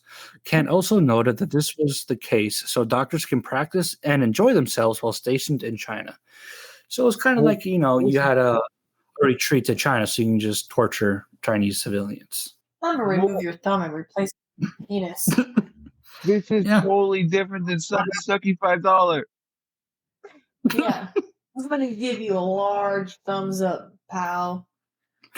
The New York Times would interview a former physician under the agreement of remain anonymous who performed some of these experiments, mostly on patients who are infected with the plague to help, and this is the bubonic plague that we're all, know about, to help prepare to unleash biological warfare on Japan's enemies, and he was questioned about his first time performing surgery. And now this is a quote from him. The fellow knew that it was over for him, and so he didn't struggle when they led him into the room and tied him down. But when I picked up the scalpel, that's when he began screaming. I cut him open from the chest to the stomach, and he screamed terribly, and his face was all twisted in agony. He made this unimaginable sound. He was screaming so horribly. But then finally he stopped. This was all in a day's work for the surgeons, but it really left an impression on me because it was my first time. End quote. The sound was very imaginable because you're fucking gutting some dude. Yeah.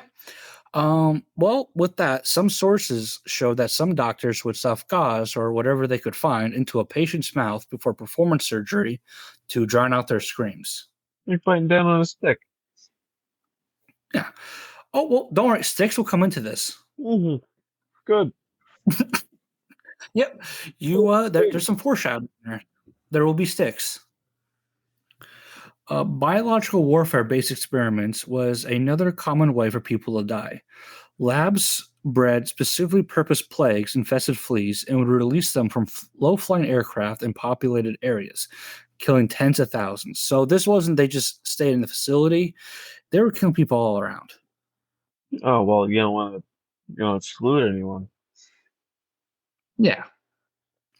One particular expedition to the Chinese city of Nanjing saw personnel spread typhoid and paratyphoid germs into wells, marshes, and households. Even mix them into snacks and candy meant for children and distribute them. The leaders of this experiment would determine that paratyphoid was the deadliest microbe based off the deaths in each outbreak. Now, Unit 731 would launch 12 large-scale bioattacks across 11 cities in China. One of the largest was an attack on the Chinese city of Shanji, which led to the deaths of 10,000 people, along with 1,700 Japanese troops who were not prepared, mostly due to cholera outbreaks. Researchers based their attacks on results from experiments performed on patients, including the use of plague, cholera, smallpox, botulism, and other diseases as well. Their research led to the development of the defoliation bacilli bomb and a flea bomb that they used to spread plague into civilian areas.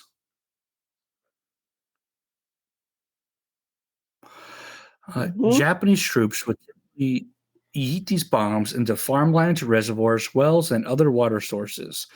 Anthrax was also a common pathogen for them to use. Oh, that was a fun time to be alive. Never forget. During experiments on people, doctors would collect the clothing of the diseased and drop them into Chinese held lands where unsuspecting people might interact with them, along with infected blood that was dropped, and also food. This would become infected the people would become infected themselves while spreading the pathogen. These bio attacks killed an estimated 400,000 Chinese civilians. So they're just playing Plague Inc. on hard mode. Yeah, basically. They're just playing God at this point. Yeah, they're just out here just mass murdering people for no reason. Like, this is fun. Let's just drop this shit. Yeah. Chiang Kai-shek, a known problem for Japan, and someone who really hated communism. I'm saying that because he was fighting a civil war with the communists in China prior to Japan's invasion and after Japan's invasion, and also founded Taiwan. So there's that. He sent a team of equipped Chinese fighters to go document the attacks and help treat the wounded after hearing many, many complaints and to help gather support around the world. And these attacks began to gather the attention of the Allies, and FDR himself issued a formal warning and condemned the attacks in 1943, which kind of makes me mad that he didn't get to push the nuclear button in 45. God damn it. See, I know the strongest man in the world. Yeah, I have polio, but fuck it, I'm going to lead a World War II. Yo, he didn't give his speech in his wheelchair because he felt it was time to stand. USA. Yeah, that's true. Listen, don't fuck with Roosevelt's. He said, I won't stand for this. And then he did. So, speaking of these bioattacks, there was one last bioattack planned, a kamikaze plane that was supposed to carry plague-infested fleas and attack San Diego. However, we began to bomb Japan with the sun, so they surrendered, and Operation Cherry Blossoms at Night was canceled 5 weeks before the bombings were set to occur. USA. USA. USA. That's fucked. We are nuclear. Bum, bum, bum, bum, bum. Yeah, bro. That's like a thing people could do. It's crazy. But like plague-infested fleas. So you say that, but we also dropped the plague on Japan at one point too. At least ours was While we work. Yeah. So I knew I put in here a joke about us dropping the sun on them. See, and you thought it was me. I think this is fuck. We're not even at the start. We're at the iceberg, all right? We're at like the beginning sequence when the Titanic hit. But I'm just saying, like, if they would have just dropped that shit, no one would have known that your dog is sitting there fucking just Dying. infested with. But it would have really fucked up. And then they would have attacked, or they would have jumped on you and bit you, and all these people are dying. They have no. It would took them. Back then, it would have taken years to find out why fucking people were dying. Well, it would have taken years. Yeah, it would have taken years. like, Even back then, you were able to, if people were dying, they would have been able to come in and do their autopsies and find this. Yeah, they would have said, "Oh, you have the plague." They wouldn't have. It would have taken a long time to figure out where the source was coming from. Well, it's got to think we had a lot of radar too. if it was a kamikaze plane, there's going to be a crash somewhere. Yeah. Yeah, but someone will pick that up. But I think these hundreds or tens of thousands of people, Chinese dying. This is rural country. San Diego is a giant city. Even back then, it's a pretty big city. Yeah. So a lot of death would happen. If you fast forward to the end of 2019, early 2020, when COVID was a thing. Okay, well, nobody bombed San Diego with COVID. It was just. But modern day technology, look how long it took them. And the only reason why they came out with an antidote or a vaccine so quickly is because they already started on one. Well, to be fair, we didn't know COVID. We didn't know COVID-19 was going to happen. We knew about the plague already. We were researching the same thing. We had fleas. Yeah, we had this. Like I said, we bombed Japan with the plague, with fleas. They would have just been like, "Listen, boom, reverse." Wait, did we actually drop fleas on Japan? Yeah, we dropped a plague bomb on Japan. Well, I know we dropped the boom bomb, but like, did we actually drop a flea bomb? Yeah, we dropped a flea bomb. We dropped a fire bomb on Tokyo, which actually caused more death than the nuclear weapons. We weren't fucking around with Japan.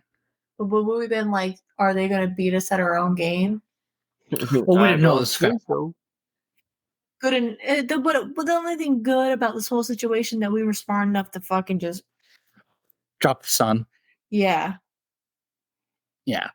A lot more. That's why we dropped the nukes, because we theorized that a lot more death was about to happen. Yeah. Keep it this side. We expected so much death to happen. We still use the Purple Hearts printed from then for our tropes now. Like, what's that sound? It's a song. Listen to it. Here comes the sun. All right, back to the darkness of this. Yeah. Humans were also used for various weapons testing. Yeah, we People will be bound down to stakes or sticks, as I said before, and be exposed to grenades, flamethrowers, pathogen bombs, chemical weapons, as well as being stabbed by bayonets and knives. That brings a new meaning to I volunteer myself for tribute. Yeah. Well, some of these bombs or weapons testing, like grenades and flamethrowers, they will kind of put them on sticks, tie them down throughout, and just throw a grenade in there and see how the shrapnel spread throughout space. Listen, we're going to use you as a test subject, and after we're done, you can go home. All I want to do is poke you a bit. No, they were then surgery performed on them, if they lived. I mean, if you told, hey, we're going to do a quick test and then you can go home afterwards, and you're like, oh, okay. But So- you never see the light of day again, or when you do, you're in pieces and they're just going to put your penis on your thumb and your thumb on your anus. Oh, don't worry. Later, there's some penises going to some places. Oh, goodness gracious. If it's worth doing, it's worth doing right. Where's my egg roll? To determine the best course of treatment for varying degrees of shrapnel wounds sustained on the field by Japanese soldiers. Oh, here we go. Chinese prisoners were exposed to direct bomb blasts. They were strapped unprotected to wooden planks that were staked into the ground at increasing distances around a bomb that was then detonated. It was surgery for most, autopsies for the rest. Yeah, that's a hard one to come back from. Yeah. Many other human experiments were conducted as well, including test subjects purposely starved and deprived of water to test how long it would take the subjects to die. Subjects were placed in low-pressure chambers to see how long until their eyes popped out. Tests were conducted to determine the relation between high temperature exposure, burns, and human survival. Some subjects were hung upside down to test how long the human body can last before dying. There was electrocutions, dehydrations via hot fans, and people spun around in centrifuges until they died. Okay. There was the Japanese may have been now this is a rumor that I may have started now, but the Japanese may have been a customer of a company Bill used to work for, as the physicians of Unit 7031 injected test subjects with horse blood. Oh, long live horse lovers. I was hoping you'd say it. No, I can't. They're not going to sue me. They don't have the money. There were still a lot more experiments conducted, including exposure to lethal doses of X-rays, various chemical weapons inside gas chambers, injections of seawater, and people being burned and buried alive. So they burned them and throw them in a ditch while they were alive. Well, you got to put the fire out somehow. Oh, well, yeah. Some chemicals that were injected into patients included tetrodotoxin, found in local pufferfish, Turkey Hill sourced heroin, Korean bindweed. Oh, you thought that you'd slip that one right by. Listen, I needed a nice little humor break there to break up all this other shit. And you said Turkey Hill before, and I was like, this is coming up later. Oh. But they also use Korean bindweed and ricin. I'm the man who knocks. Takio Wano, a former medical worker of Unit 731, testified that he witnessed a Western man vertically cut in half and pickled in a jar of formaldehyde, believing the man to be Russian due to the local Russian population. No, that's just profiling. Yeah, well, I've been warning that this gets a whole lot worse and whatnot. So if you didn't get sick yet at these experiments, it was documented that physicians would take 3-day-old babies and freeze them until they died. Okay. No one got jokes now, do they? Well, I was gonna say something about the Um, dude being split vertical because Terrifier is one of my favorite movies, but oh no, we stepped okay. it up. Well, still gets worse. Don't worry. Oh, good. Not much worse, but still gets worse. There were many more that underwent frostbite testing. Captives would be taken outside, have appendages or limbs dipped into freezing water, and allow them to freeze. The frozen limbs would then be struck by sticks, and the ice would be chipped away. Whatever remained of the limbs would either be doused in water or lit on fire. Cauterizing. Good. Now, here's kind of where I say it still gets worse. One doctor, Hisato Yoshimura, was described as particularly cruel and a cold blooded animal. Some of his personal experiments involved tying two naked men down in 40 to 50 degrees below zero centigrade and watched them on video until they died, timing how long it would take. After the war ended, and remember how I said that some people got away with this?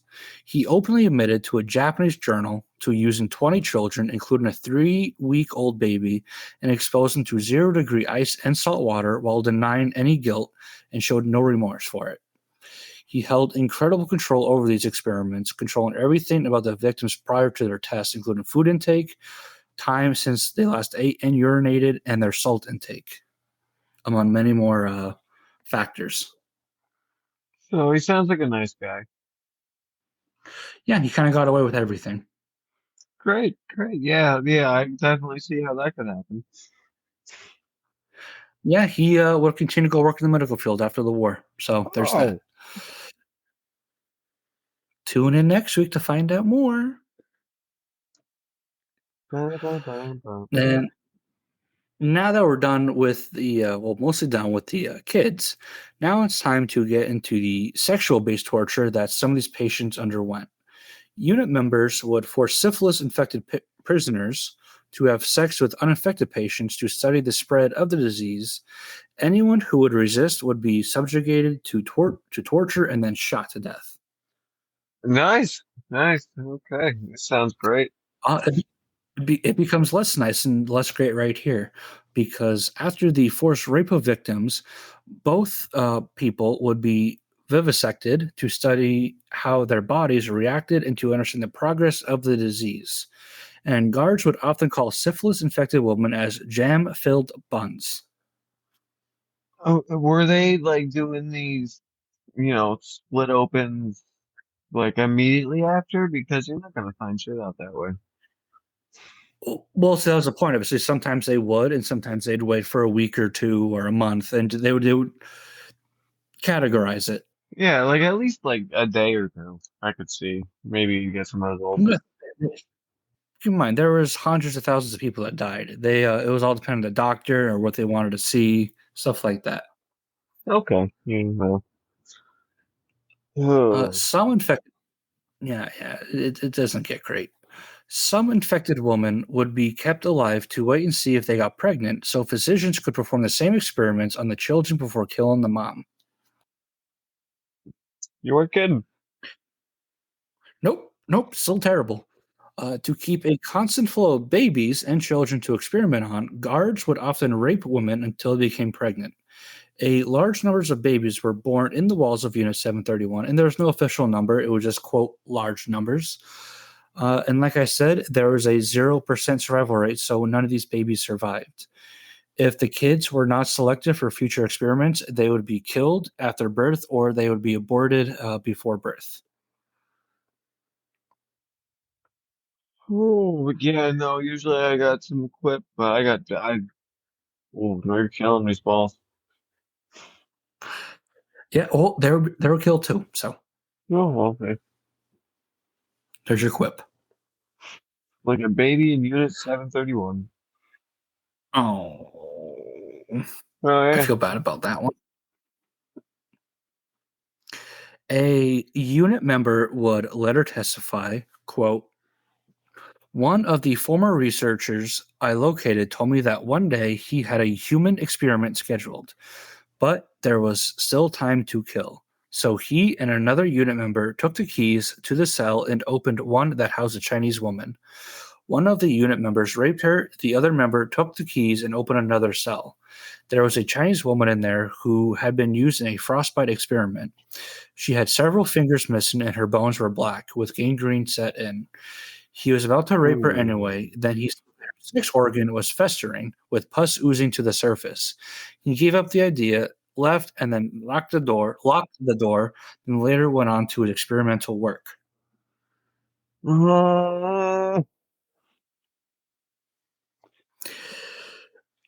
This one was rough.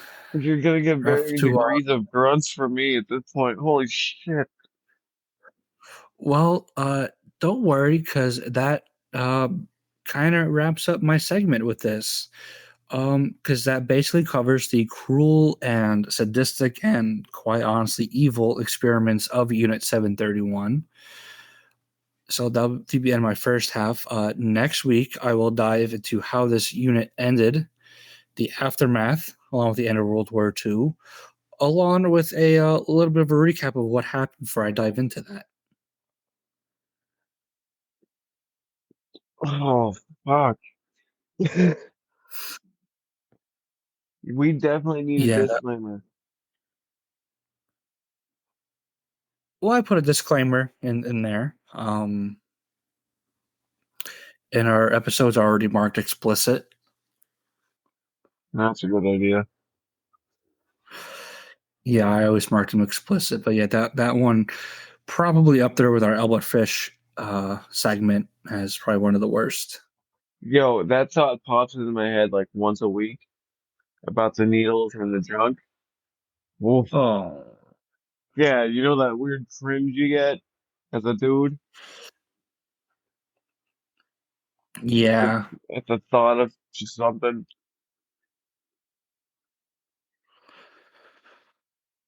yeah. That like it. needles. I I want to say next week episode will be better, but there's gonna be a lot of discuss of how this turns out. Oh no, it's gonna get worse. Fucking hell. I don't want to say it gets worse because it doesn't get much worse than what happened to some of these kids and some of these other victims. 'Cause, again, hundreds of thousands of people died this way, and that's not including the 400,000 some that were killed via the plague bombs and whatnot. Let's not make it a competition. No, no, no, no. We will not make that a competition. I'm going through it over here. Yeah, that was rough. But unless we have anything more here for today's episode, you okay back there? No. Why? Oh, poor baby. Yeah, it fucked me up too. As soon as I got to the part where it was like the 3-day-old baby. Yeah. I think that's where I stopped last night. I was like, ooh, I can't Yeah, no, keep going. I got that her. that whole thing left me just flabbergasted. Yeah, that's just I don't know how anyone I mean any of these experiments, I don't know how someone could do that consciously, but then you get into like what these kids went through and babies. Isn't this supposed to be like a half comedy podcast? Holy fuck. Well, not today. It's been a while since we had some floods. Yeah. Listen, we had some jokes in today's episode. Hey, Anthony Bourdain was a delight to cover. Yeah, I enjoyed that. I enjoyed all these episodes or all these topics. It's just listen every now and then.